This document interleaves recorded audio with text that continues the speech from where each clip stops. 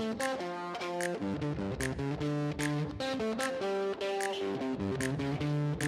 everybody, welcome back. This is After Wine School, and I'm Keith Wallace with Alana Zerbe. Woo-hoo! See, that's where I hope they fill in the applause. Yeah, that's where I'm looking for that big round of applause. Because, it's great to be back here. And thank you also for indulging me on another podcast on history. I like it. I know I may be the only person, but we're going to have a great time today.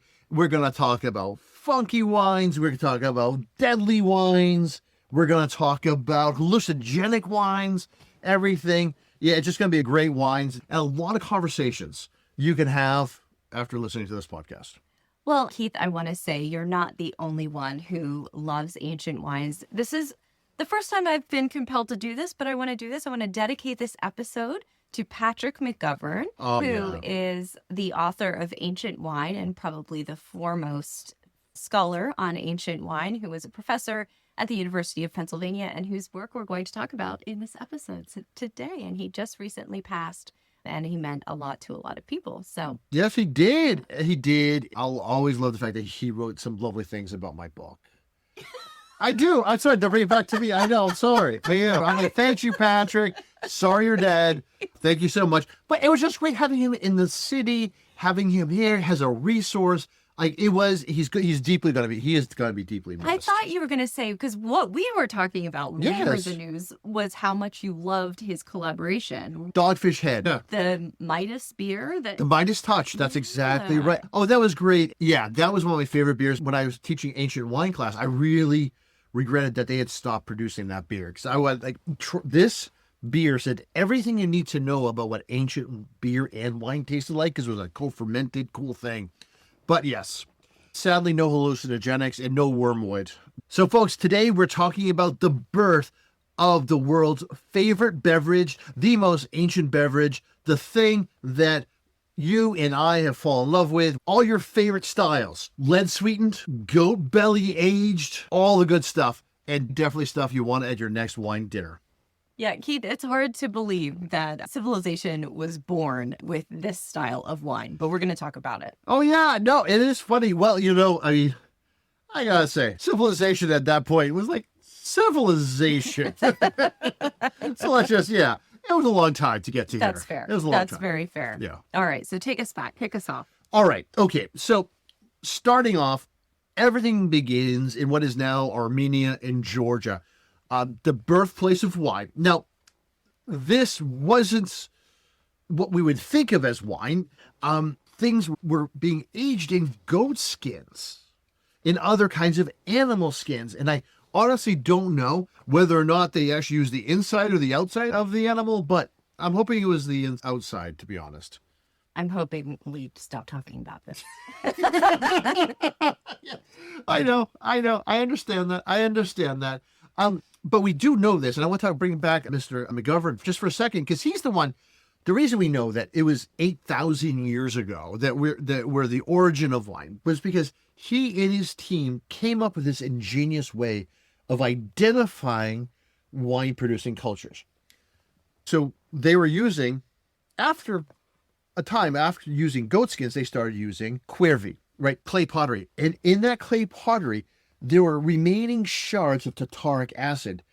Now, this acid only shows up in wine. Like, it's one of the only places in the world we see significant quantities. So they figured out a way to test pottery for tartaric acid, and they could half-life it and estimate where this wine culture started, when this wine culture started, and where was actually in Georgia, and when was 8,000 years ago, or even earlier than that. That's actually when we are sure it begins. Now, the wine that resulted from this goat skin vessel fermentation, it was pretty weak. Yes, it was low in alcohol. And one of the reasons it was low in alcohol is because they weren't able to sling sack. Oh, wow. You told me that. I know, I did. And I should not have said that. I know. You said I could say that. I know. But that was an insider term. That was. And you're turning bright red now. I am. All I said was... we sling sack, yes. It's actually a pitch sack, but that's okay. And what we mean by is that Saccharomyces, the yeast. Oh, yeah, no, you're right. Because at that point, Saccharomyces yeast, it's actually native to oak trees. And that's where it was, deep in these Caucasus Mountains, in these massive forests. Saccharomyces was growing happy by itself. And it took a long time for that population of yeast to come in contact with the grapes that people were growing and making wine with, which is actually, exactly. So yes. Oh my God. I am totally, hey, like, you know what? We're changing the name of this podcast to Slinging Sack. Hey everybody, welcome to Slinging Sack with Keith and Alana. Immediate cancellation. Oh. Yeah, so You want me to take that a little bit?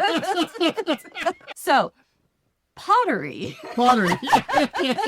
Patrick McGovern, he did detect tartaric acid on pottery shards from the Kevri. We know that the Georgians used Kevri thousands and thousands of years ago. Absolutely. So the tartaric acid was evident on these pottery shards. But the question becomes, was pottery something that was developed expressly for wine? Because the goat skin vessels left a lot to be desired, and pottery was watertight. It was great for aging and storage.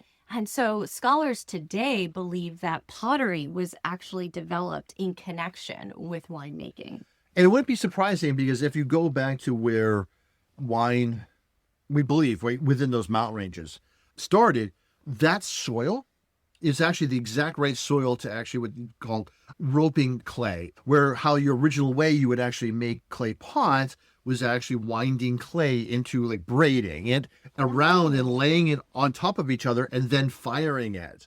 So all kinds of things happen in one place. You had Saccharomyces yeast hidden in the forests. The edge of the forest is where vines are growing up these oak trees and people are harvesting them. You also have the right kind of clay to make pottery. And you also have a very specific kind of bee, and that actually produces a beeswax that's antiseptic, which they use to actually seal those or line that pottery. Like, all of it came together all in one place. And who knew that we would even have wine? And the argument is, who knows even if humanity would have existed if we didn't have wine and all of its medicinal benefits. Well, let's talk about that, Keith. I'm going to go to the Egyptians because, right, so, Egypt is old.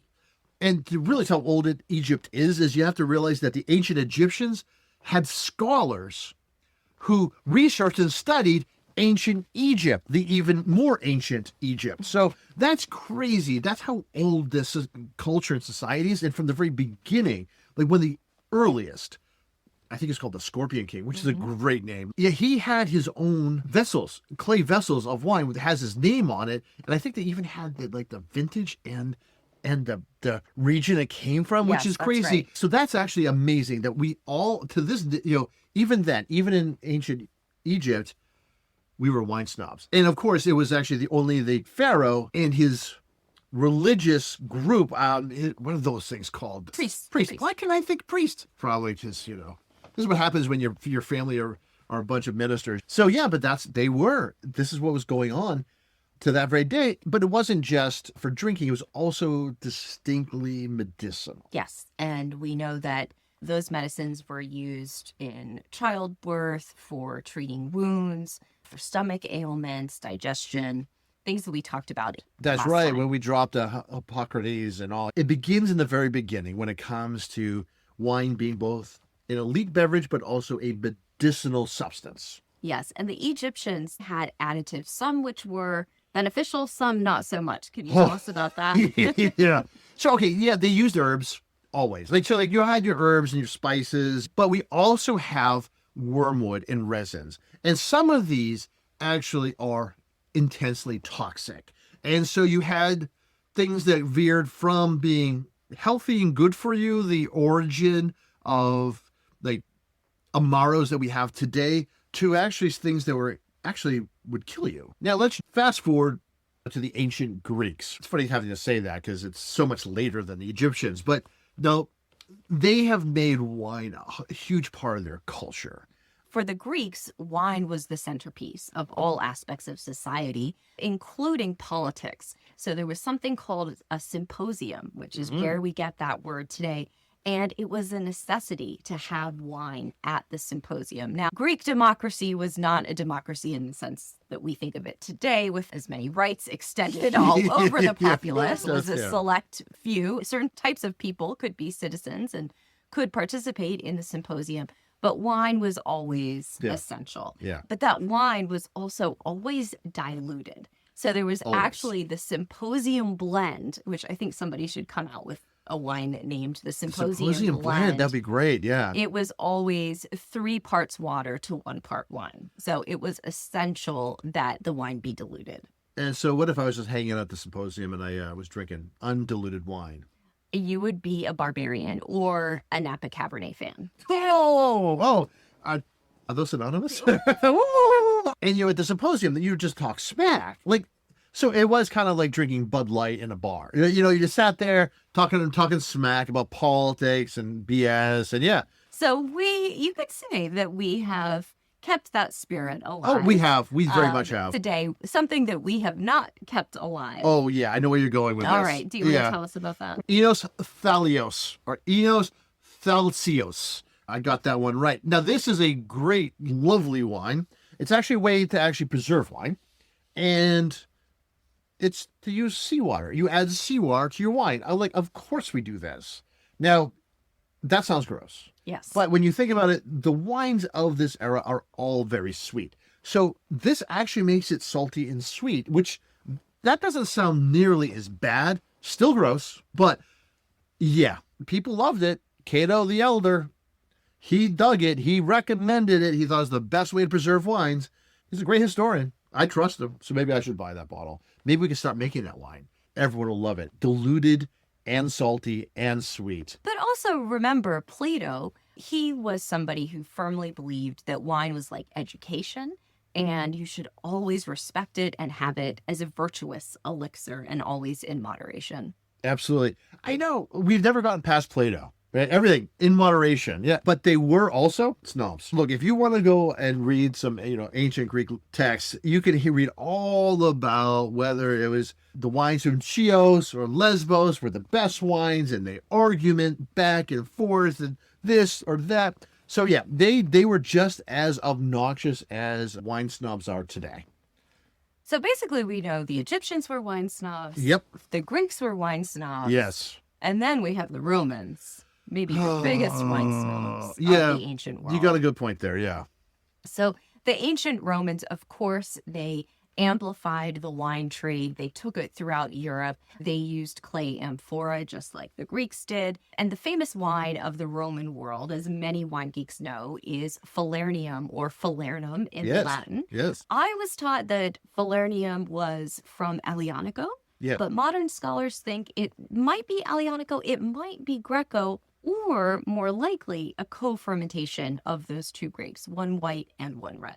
And now there's new arguments saying that, okay, that there were several of them. That there was a white wine that was actually made to be aged, and that was very sweet. Then there was a red one, which was for earlier drinking, because back then, whites were actually considered better than reds. But the white wine, the high-end wine, that Falernum, you can almost guarantee it was sweetened with sapa. Now, I highly recommend this for everybody, because what is it? Sapa is delicious. Everyone knows delicious, because what is it? What is this? It is a grape concentrate flavored with lead sugars. And at the same time, as the elites were drinking this basically lead mega purple, yeah. Your peasants were drinking really diluted, vinegary, weak wine. Absolutely. This is the weird thing about wine back then, because this is before we have any preservatives, like things like SO2, metabisulfites. None of this exists. Sugar is the way things are preserved. So that's why you can hear about wines like Falernum aging for 100 years. Sugar does this funny thing where it kills bacteria. They cannot function within a sweet environment, so they die. Now, regular wines for everyone else, like the hoi polloi, they would make wines, and they would only last for about 6 months before they start degrading into vinegar, because wine will turn into vinegar very quickly. All right. So I would be happy to bring some of those psychoactive wines into the future. All right, let's do it. I I'd actually be could use keen that on right now, actually. I could use that right now. I'd be keen on that. The goat skin fermentation, leave behind for sure. Yeah. Seawater preservation, no. Nope. Anything with lead, adulterated, yeah, I'll leave that behind. But in today's world, we do have a lot of practices that we can trace directly yes. from the ancients. Oh, So, yes. of course, using amphora, wild yeast, more natural styles of winemaking with little additives, but also skin contact wines. That's something Very that was very much. common, yeah. Oh, yeah, absolutely. Because, all wines were skin contact, and especially white wines were all skin contact back in the ancient world. You are 100% right. Well, this was a really fun dalliance with the ancient world of wine. I love this. I love talking about these things. Yeah, and get to talk about some gross stuff too, like how really bizarre wines were, how really interesting the culture was, and you can see the things that still exist today. The ancient world is still with us in so many ways that we don't even realize it. And I hope to see everyone, and hope you like and subscribe, people. But also, if you really are interested in wine, you want to learn more, I highly recommend checking out the National Wine School at wineschool.us. Earn your sommelier certification there. You can do it online. Some of the best schools run National Wine School programming, so highly recommend them. Thank you, everyone. And we so appreciate you. If you do happen to be in the Philadelphia area, please come by, see us in action at the Wine School of Philadelphia, where we teach full time. Absolutely, folks. Ciao. Cheers.